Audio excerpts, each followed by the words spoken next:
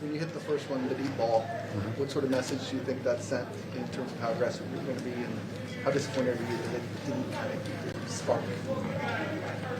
Yeah, I think obviously, nobody likes to lose, so very disappointed that we couldn't build off of that, especially on that drive. But as far as what we were looking for to do on that first play, we accomplished, and I thought Moody made a great catch. That's the first interception you had toward their sideline. What did you see there in terms of the coverage and the route that DJ had that you were looking for there? Yeah, they went a invert two, little miscommunication between me and him. But I think that's completely on me. Just got to get off of it and continue to go through my progressions. Do you feel like it was more self-inflicted wounds for this offense and kind of missing the details? Some of the guys inside the locker room say maybe it was like a lack of physicality. Did you feel like it was just more what you were doing, not you, but the offense was doing opposed to what the Chargers defense was showing you? Yeah, 100%, especially early. Penalties are never good. Want to try to play clean, as much as possible.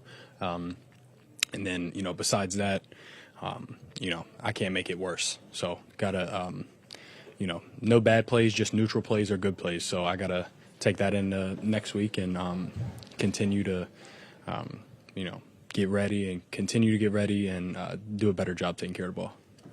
Tyson, DJ only had one target in the second half. How does a guy like that only get one target? Yeah, I mean, that's never a good thing. But, it's all just about how the game flows. I think there are a couple, when I think about off the top of my head, where could have, gave him the ball a little bit more. But, I'll have to go back and look at the film and check a lot of those things out. Tyson, what's your thought process when you fall behind quite a bit and it forces you to not play recklessly, but like take some more risks because you need to throw your way back into the game? How are you looking at that scenario when you're in it? Just trying to, play the next play. It's always one play at a time. So taking the play that's given to me and operating it to the best of my ability. And, you never want to get down early, but, when you do, it's part of it. So can't think about it in the fact of needing to force things, but just taking advantage to the maximum extent every play that I get. Do you feel like you did force things, or do you feel like you had restraint?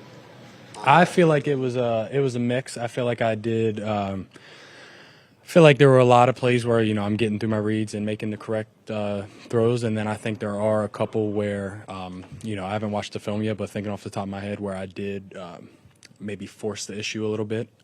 So got to do a better job of that going forward. With the deep ball to Bayless, when it left your hand, did you think that was going to be 6?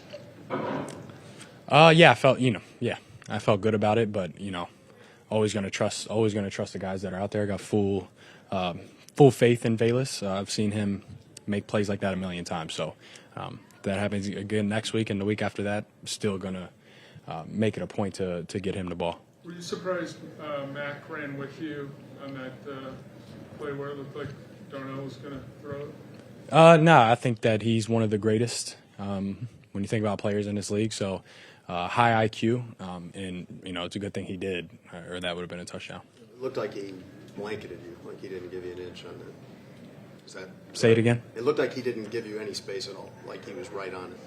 Yeah, he was.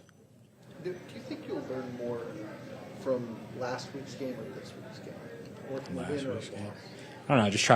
I try to take things from every game that I play in. This is all still new, but so I try to take things from every game. So I took a lot from last week. I'm going to take a lot from this week, and I'll take a lot from next week and the week after that. Whether I'm starting or not, I'm always taking things away from every time that we step on the field. What about him in regard to what Patrick asked you, just the up and down? Just last week feeling so good, and now this, you guys are just not competitive in the game. How do you process that? Yeah, we got to be more consistent. When you sign up to play in this league, you're signing up for ebbs and flows and highs and lows. It happens to every team every year. So we just got to do a good job of honing in this week. Focusing in, locking in on the details, and taking care of the ball. Those cover 2 looks that they were throwing at you guys a little bit more routinely, these kind of wore on. Like, how can you? What's the workaround there in those situations when they're trying to take away the deep passing game? Just gotta, always just gotta take what they give you. There's checkdowns on every play. There's there's shorter routes on every play that we just need to take advantage of and march our way down the field. And when you're forced with situations like that, you got to really put a focus on taking care of the ball, because it's going to be longer play drives. Tyson, on the 4th and 2 play to Darrington Evans on the right side, what did you see on that play, and what needs to happen for it to be executed? I gotta have better timing. Got to get the ball out a little bit quicker. What I saw, all out look with space out there, had a hitch within the concept to Darrington, and double DJ on a slant. So catch and throw to Darrington. Just gotta be better timing and get the ball a little bit quicker. Tyson, what's your sense for what next week holds in terms of whether you'll stay in the starter's role, or how you kind of manage the next couple of days trying to figure that out? Oh, that's nothing for me to figure out. That's out of my control. So I'm going to attack the week the same way I always do. Everything stays the same. Emotionally for you, go back to last week, you guys had a big win. You have everything talking about from you being the long-term starter here, the comparisons to the Brock Purdy's of the world and everything else, and then you have this national television game where it doesn't go you guys' way. I know what you talked about what it's like for the team, but for you emotionally, personally, having ridden that wave, what's that been like for you? I don't get too high or too low. When we win, I'm not too ecstatic, and when we lose, I don't get too low. Just try to stay level-headed, and I feel like that puts me in the best headspace to be able to have a more effective week the next week. So, once again, emotionally, I don't necessarily live in that world. Just keep it all in reality.